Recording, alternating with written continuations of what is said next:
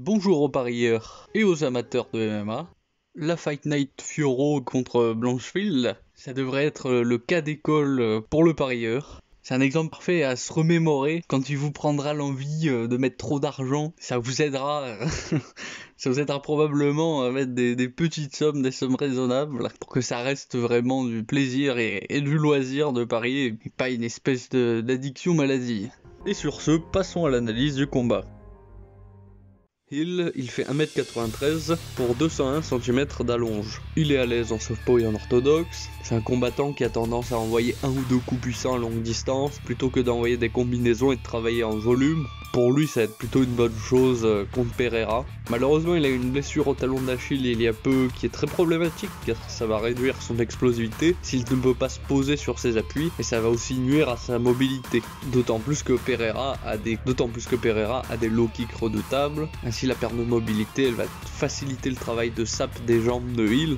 Et plus Hill sera immobilisé, plus ce sera facile pour Pereira de contrer, de trouver les ouvertures dans la défense de Hill. Le gros défaut de Hill dans ce combat, c'est sa défense poreuse, puisqu'il a du mal à remonter ses mains sous son menton. Il n'utilise pas spécialement ses mains pour dévier ou bloquer les attaques de l'adversaire, et il compte surtout sur ses mouvements de buste et ses déplacements pour ne pas finir KO. Sa défense est encore plus poreuse quand il envoie des coups de pied. Pereira fait 1m94 pour 203 cm d'allonge. Il est principalement orthodoxe. C'est un combattant qui bouge de façon minimaliste, juste assez pour être explosif, tout en n'étant pas prévisible. Là où c'est une très grande qualité, c'est pour ses low kicks, puisqu'il tourne juste assez les hanches pour garder de la puissance, et suffisamment peu pour qu'il soit très dur à voir venir. Pereira, il a aussi tendance à attendre de voir une ouverture chez l'adversaire pour attaquer. Il a plus tendance à travailler en contre.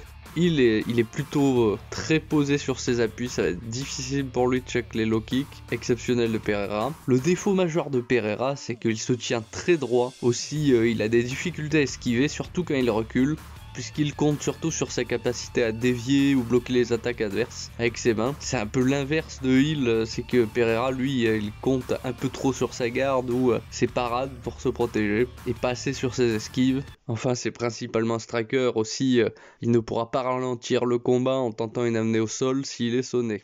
Hill, il est inférieur techniquement, en plus d'avoir reçu une blessure sérieuse il y a peu de temps. Sa meilleure chance, honnêtement, c'est de tout donner au premier ou au deuxième round pour essayer de mettre Pereira KO, le chargeant au moment où il recule avec les mains devant lui, puisque dans ces moments-là, on a souvent vu Pereira avoir des difficultés à esquiver.